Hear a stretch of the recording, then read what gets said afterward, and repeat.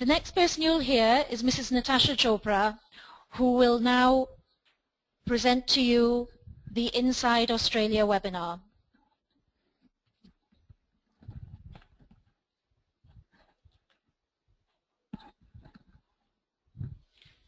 Good afternoon, everyone. This is Natasha Chopra. I'm the Managing Director of the Chopras, and I'm hoping that the next 50 minutes will give you a great insight about Australia, why you should study there, and why it's become such a popular destination for students not just from India, but across the world. Did you, for example, know that, in fact, India comes down as the sixth choice because there are students, is number 6 in terms of the countries. There are a lot of students going internationally from other countries in much larger droves from China, Thailand. Europe also has a lot of Indonesia and Europe. It has, in fact, students from all across the world. So why pick Australia? Well, really speaking, it's to do with the quality of education of the universities, as well as the institutions that are polytechnics and other colleges. Australia, in fact, is really a global education powerhouse, and it gives great opportunities for students who come and study there, and are also able to find opportunities within the country. You know, having lived in a number of countries across the world, the US, in Holland, in UK, and of course Australia, which has also been my home, and I also went to university in UK. And also did some programs in Australia. I have to say the infrastructure and the facilities and the faculties that one meets in Australia are really one of the best. I think there is no shortage at all of any of these parameters when it comes to a great teaching style and the infrastructure. I mean, the kind of facilities that you have, whether you are an engineering student or whether you're doing other sciences.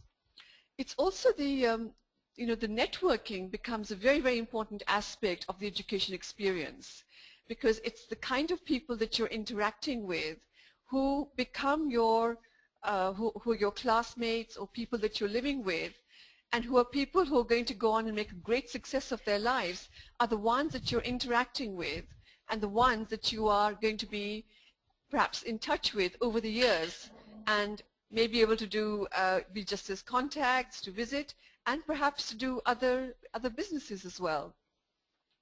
You know, the education market believes that the US is the main country that offers scholarships. Well, while it's true, the US does offer scholarships, it's actually also Australia, and they've invested almost 200 million Australian dollars the Australian government has in fact invested. Given that it's only a 200-year-old country, they have done amazing work in this area, and the quality of the education and the delivery is really unparalleled across the globe. The other fabulous thing about Australia is it doesn't have just one intake.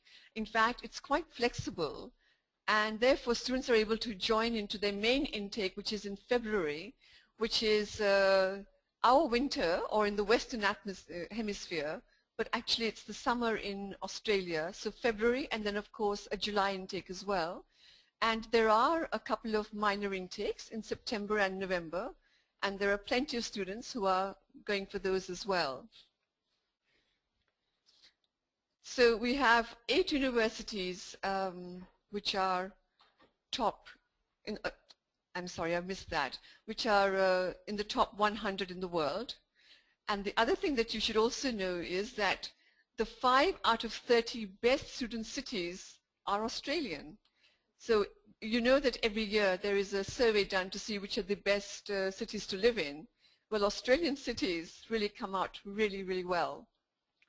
And in terms of the country, Australia is ranked 8th in the world, and it moves ahead of UK, Germany, Japan, and the Netherlands.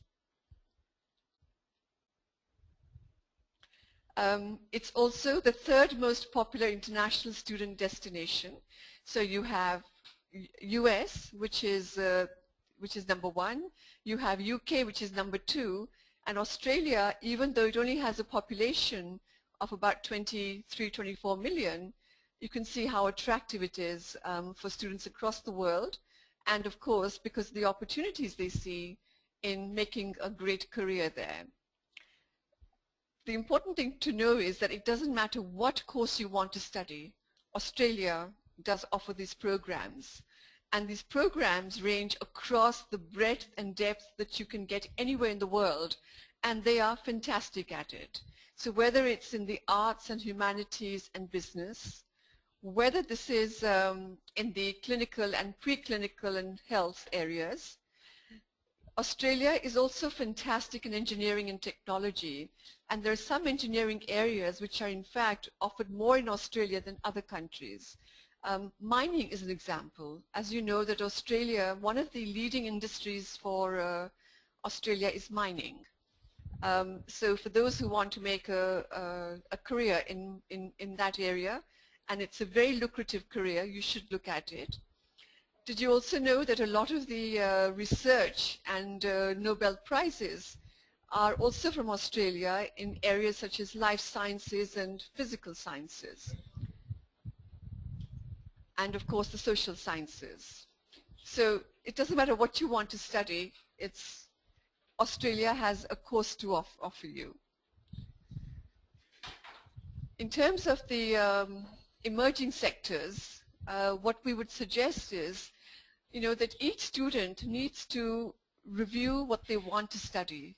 I think it's important to be able to now, if you're doing, for example, sciences, rather than go just for the normal route of doing perhaps pharmacy and so on, do look at other areas like biotechnology. Do look at other areas within the health sciences in medical care. There's a lot of medical research areas that are taking place, and Australia, in fact, is very much there at the forefront. Now, there was a report that was taken out of the emerging sectors, and the emerging sectors that are being seen are in areas like, for example, residential aged care, finance, and of course energy. There's a lot of noise about renewable energy and solar energy in India as well, and Australia also has opportunities in this sector. You could also look at all kinds of community care and preventive health care and wellness.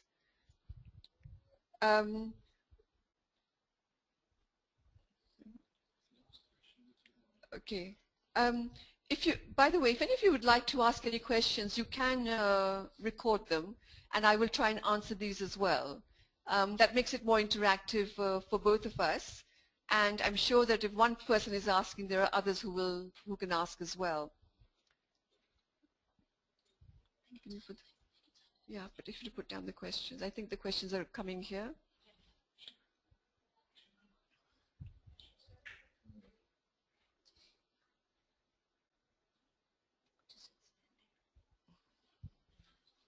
Okay, we're just looking at the questions.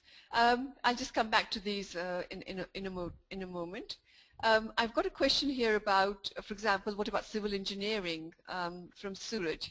Suraj, civil engineering has great opportunities in Australia. In fact, there are some very, very good programs because, as you know, Australia is still a young developing country, and there are huge opportunities, and you should certainly look at it. And there are some excellent programs being offered, in fact, in construction engineering, in civil engineering, construction engineering, and construction management. And in fact, somebody else is also asking about the construction sector, and that too, in fact, is also a very, very important sector not just for Australia, but for the world. One of the things that I think what I really like to stress to all of you is that even though you study in Australia, it doesn't mean that you just have to stay in Australia. What it does is open up a platform for you to be able to, use it as a springboard to go to many other countries. But if you can stay there and work there for some time, which is possible under the skill shortage opportunities, there are indeed many options open for these students. In fact, we now just have another question on somebody saying that they want to do management information system, and in fact, MIS is also one of the programs which comes under the skills shortage list, and in fact you can then stay on in the country for 2 years, and there are indeed a lot of jobs available in that area too. So let me just go on now to the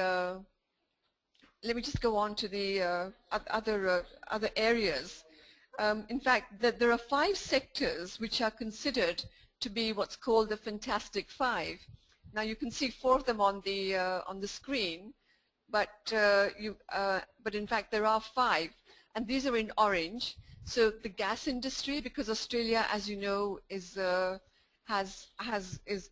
for its gas industry, and of course tourism is a huge industry in Australia. The agribusiness has always been fantastic, and this is an area that more and more overseas companies are now also investing in, and there are excellent programs at universities for all of these. International education, of course we all know international education across the world and the opportunities within that sector. And another one that you can't see is in fact wealth management. So for people who are interested in doing finance, banking and finance, wealth management is another area that you should look at. Just coming back to the questions that I've got. Somebody here is asking that they're asking whether work experience is counted towards their admission. Well, Australians are a very practical kind of people, and they will always look at work experience. Some courses require work experience, others don't.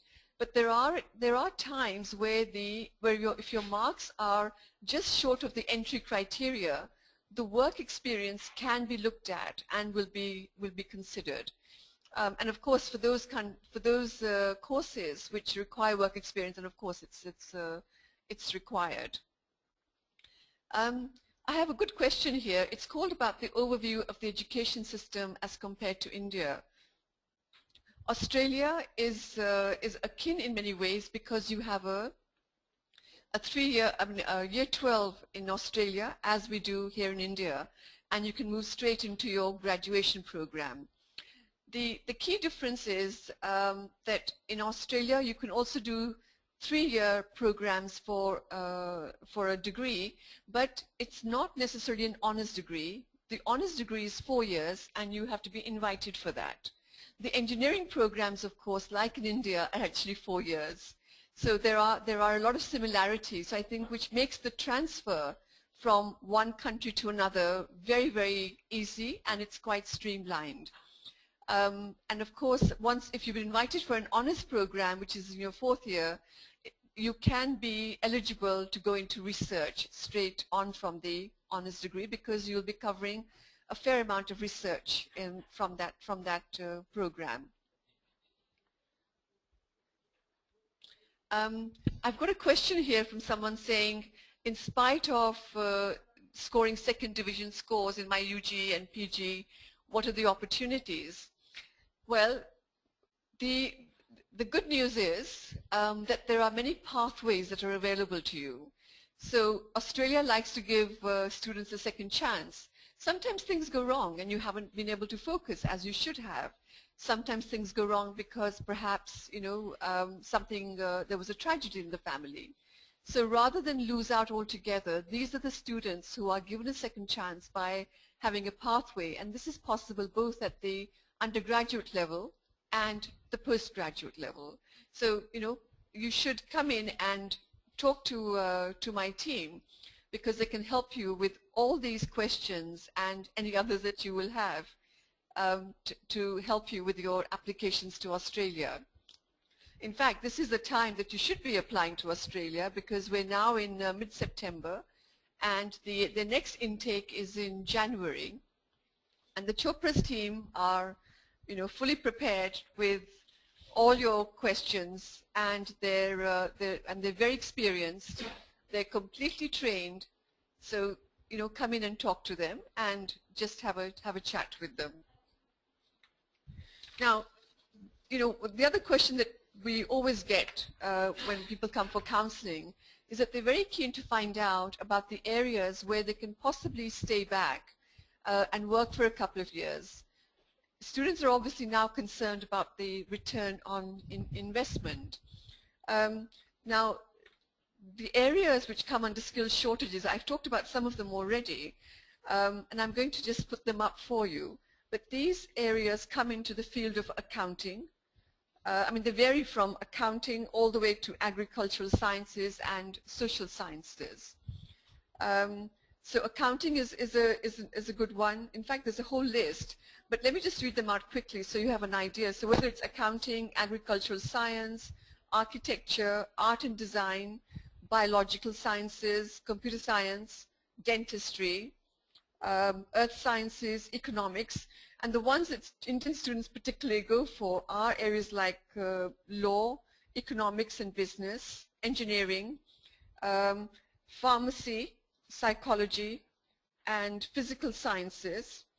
In fact, the other one that, and these are, in fact, there was one more that I wanted to mention, which I've just missed. Law is another area, and there are, in fact, a lot of similarities. While we don't have while Australia does not work on the British system, there are a lot of similarities as well that you can, in fact, be looking at for those who want to do an LLM.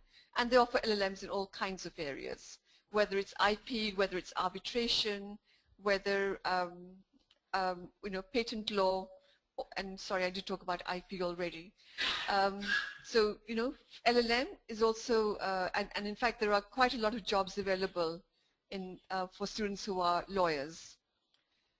Now, we have all these countries, and a lot of research has been done, and in fact the British Council as well as Pricewaterhouse have done some research to find out what it is that really appeals to students for choosing Australia as a destination. And it should be no surprise, but it's really the quality of education which is the biggest puller, because people know that Australia has a fantastic quality of education.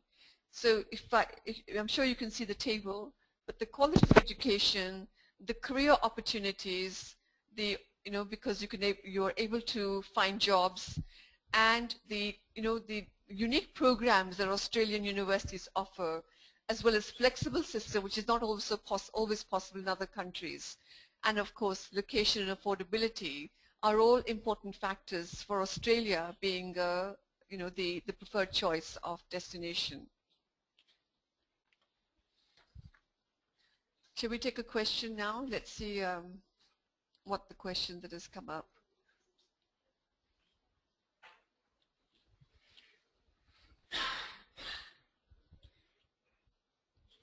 Okay, I've got a question here saying that as per a recent survey from Sumit, that Australia is one of the most expensive countries to go to.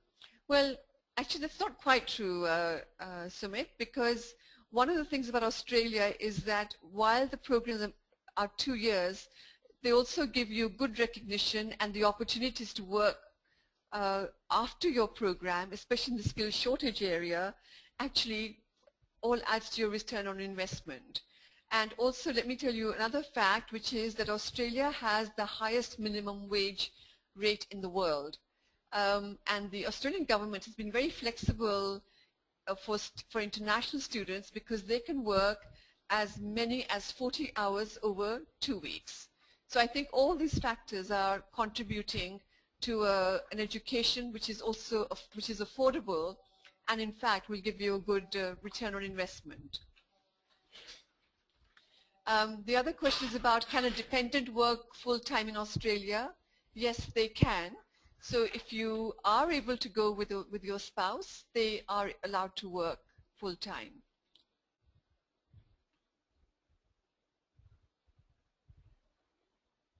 There's a question about structural engineers. Well, I've already talked about construction, and structural engineering also does fall into the similar area, and I think has a lot of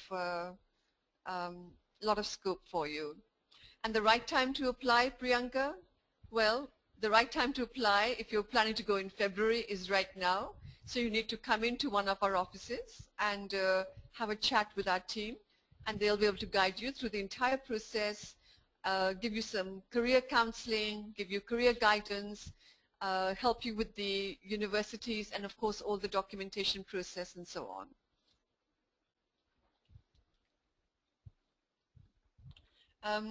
Okay, there's a question here about, based on my work experience, can I get credit exemption and get direct entry into second year of the master's coursework?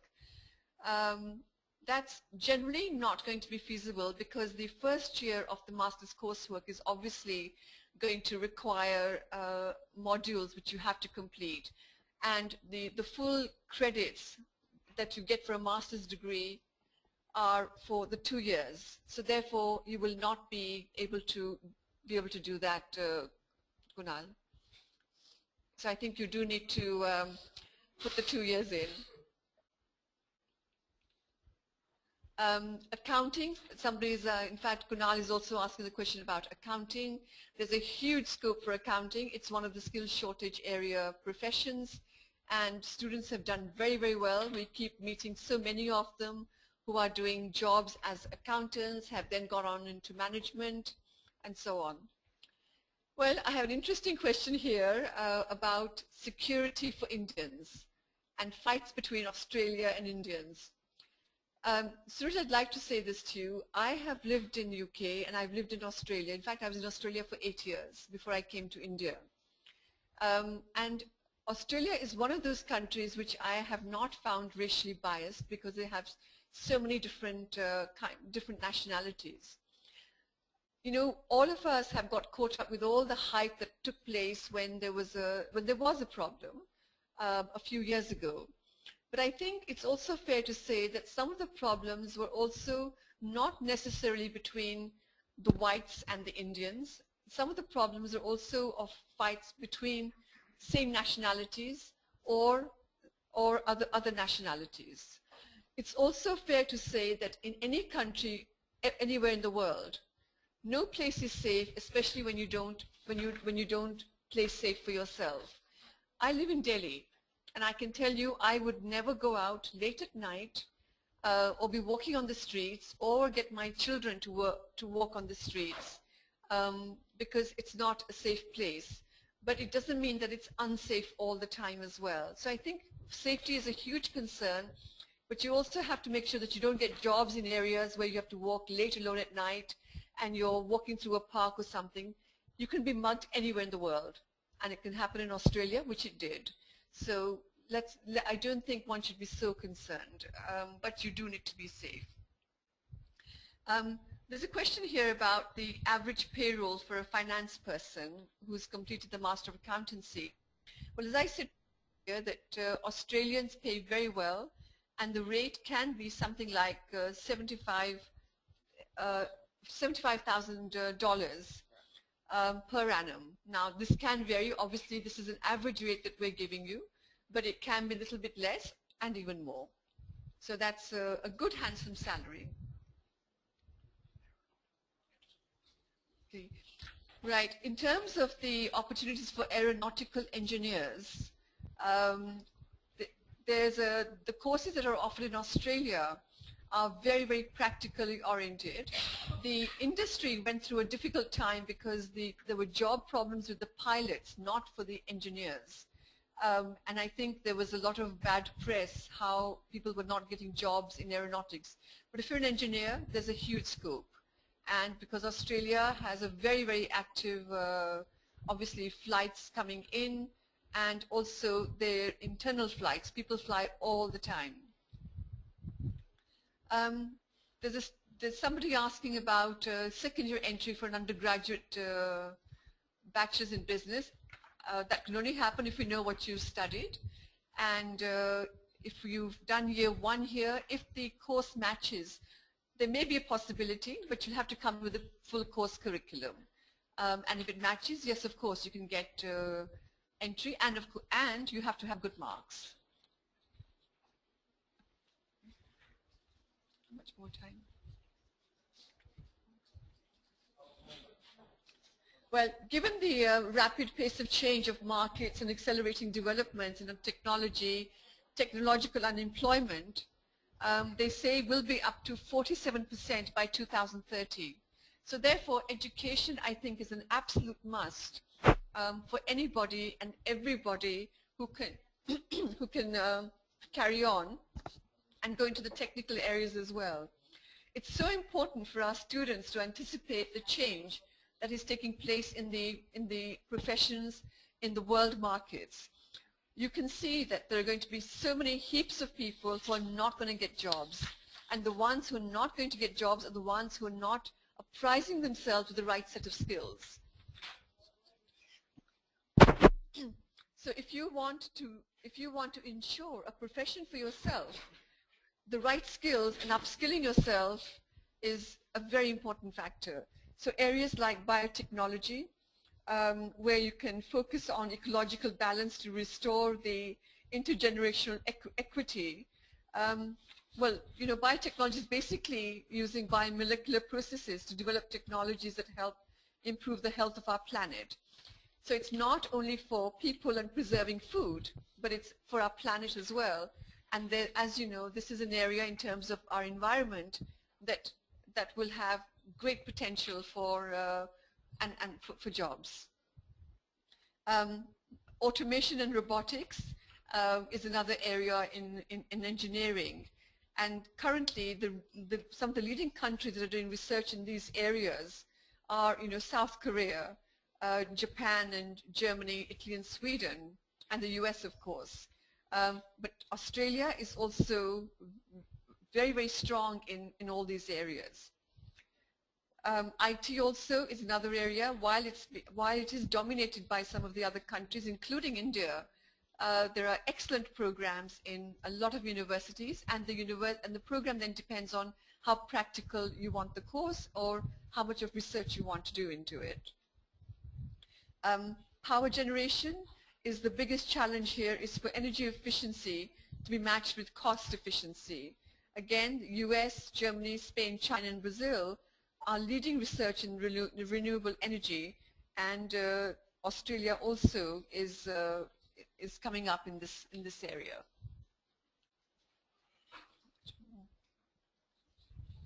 Okay, now let's take a few more questions. Let's find a question that will cover a lot of people. Sorry, we're just trying to read the question here.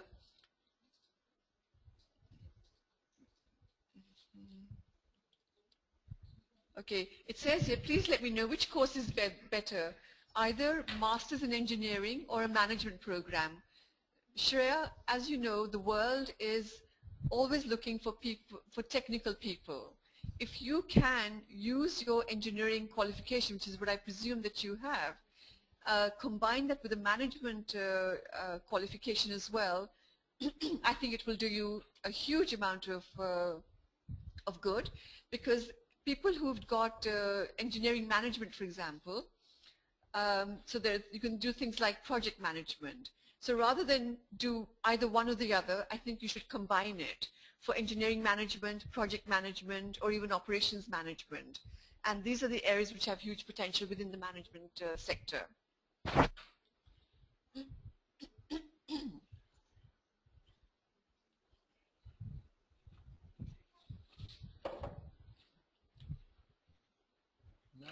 don't know.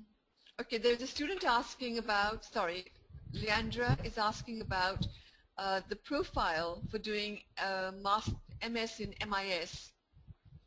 That's a very good question, Leandra, because you've actually picked up a subject which can take people from both the sciences and the non-sciences.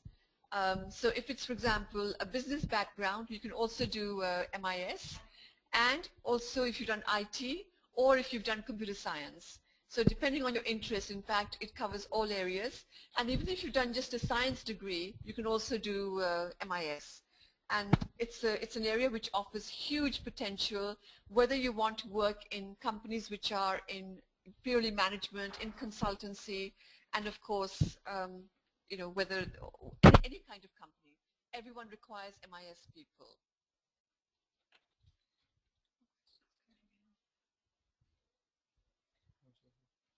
The climate in Australia, well, really depends where you are, but a beautiful climate. Melbourne, of course, is more European. You do get a bit more rain, but the climate is beautiful. As you know, all the main cities in Australia are on the coast. So one thing you will certainly get are beautiful beaches. Whether you're in Sydney, whether you're on the Gold Coast, or whether you're in Brisbane, or whether you're in Adelaide. So all of the cities are on the coast. The weather is stunning, it's beautiful, it's an outdoor lifestyle, and this is one of the key factors about Australia, that if you want to be in a country which is fantastic, sporty, barbecue, interesting, fun-loving lifestyle, Australia is a destination to go to. So wherever you want to go, it can get hot as well, by the way, in the summers, which is our winters. It can get fairly hot. But then, like here, everything is air conditioned, so there shouldn't be any problem at all.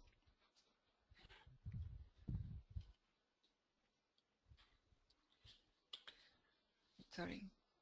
Okay, I have a question here. Is Parramatta a cost-effective city? Well, actually, Kunal, Parramatta is not a city. It's a suburb of Sydney, and it has a large Indian population. The university that's close to it is in fact University of Western Sydney, and Parramatta is, a lot of students do live there because it is less expensive in, for example, accommodation than the Sydney city would be. So yes, and it's only about 35 to 40 minutes by train to Sydney.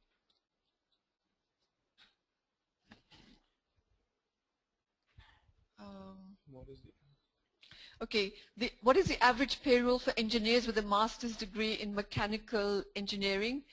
Well, mechanical engineers do very well, and you can earn up to about $95,000. Again, as I said, it's difficult for me to give you an exact figure, but this is a good average number. A little bit more, a little bit less, but I think they're some of the best paid in Australia for mechanical engineering.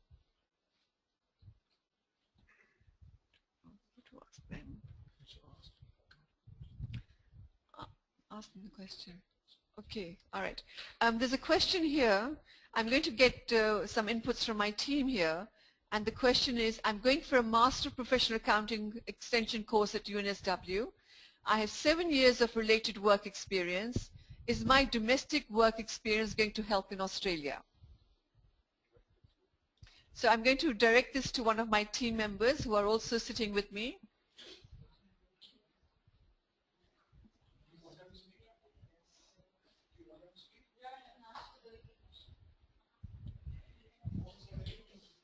Okay, let me come on to the next question. We'll come back to this one. What is this one?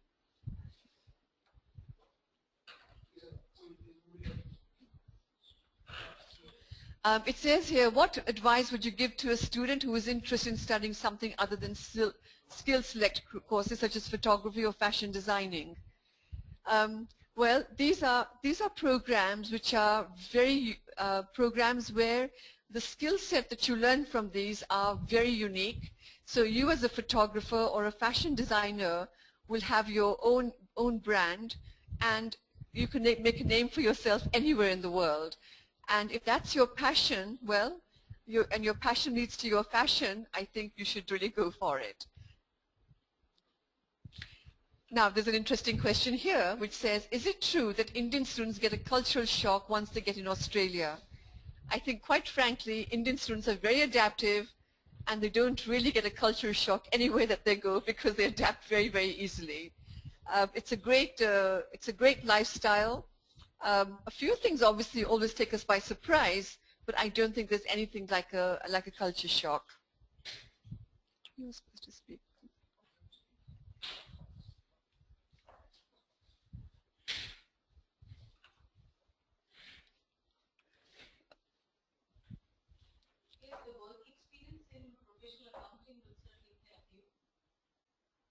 Can you speak? Okay, this question is being answered about the person who's asked for the with the 7 years work experience in India. Yeah, this for the work experience in professional accounting will certainly give you an advantage.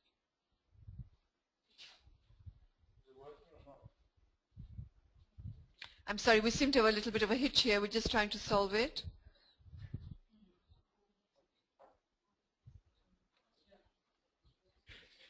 I don't know what this one. Ask them is MBA. Okay, Gayatri, can you take this question? Is it working? Is MPA, the question is MPA better than Masters of Accountancy? It's the same thing. Okay, so the MPA you will be doing as part of your, MPA is basically your professional accounting qualification, and it is generally covered in the Master of Accountancy qualification as well.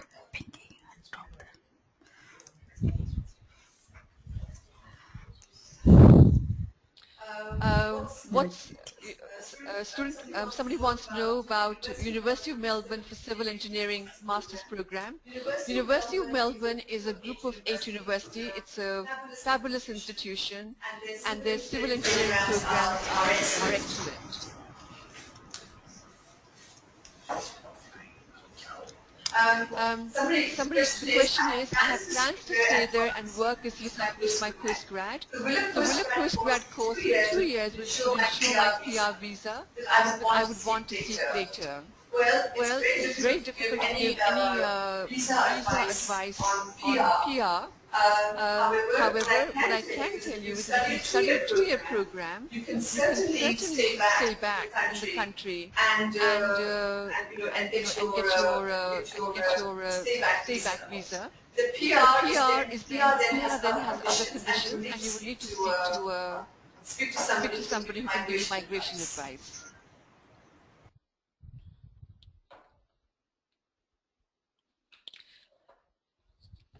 There's a question here which I'd like Gayatri you to answer. The question is, how is University of Wollongong for Masters in Engineering? It's a professionally developed course, and it has an accreditation with the Engineering Council of Australia. So it will give you enough advantage as far as the professional recognition and skills are concerned. So there you are. So University of Wollongong has a good program, and you should certainly look at that, Shreya. There's a question about flexibility of part-time job in Melbourne. Melbourne is the second largest city in Australia, has a good population base, and there are a lot of jobs available for students. Somebody's asking what the accommodation cost is in Australia. Well, Australia has very, very good quality accommodation, and I think the indication here on the screen about what the cost will be for students. And as you can see, they do vary, anything from $80 and can go up to as much as, say $270 per week. And if you're going on a rental, you can take apartments where 2 of you can share, and sometimes 3 perhaps, and that can be $400. So that's probably a more economical way of doing it. I'm going to direct the next question to my team here. I'm taking my 3-year-old daughter with me at UNSW. Is childcare facility too expensive in Sydney? Which of course it is. Childcare facilities are very, very expensive in those countries. You can be paying easily, you know, $60, $70 an hour. So I hope you have some arrangements for your daughter to be seen to.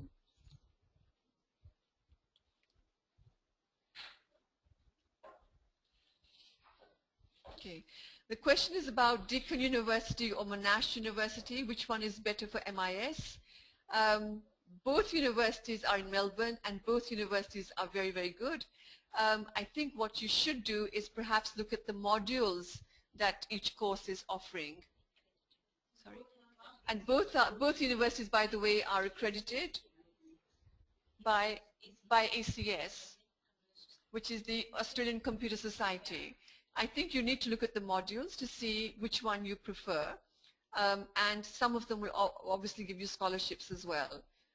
Otherwise, I think you should come in and talk to my team.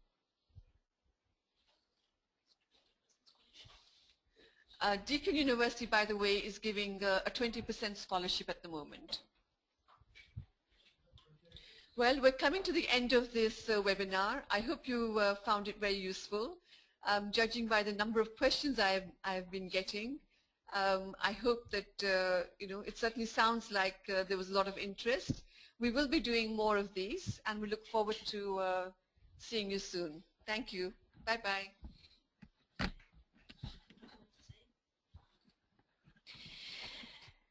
So big thank you to Mrs. Natasha Chopra for that very useful and very informative webinar.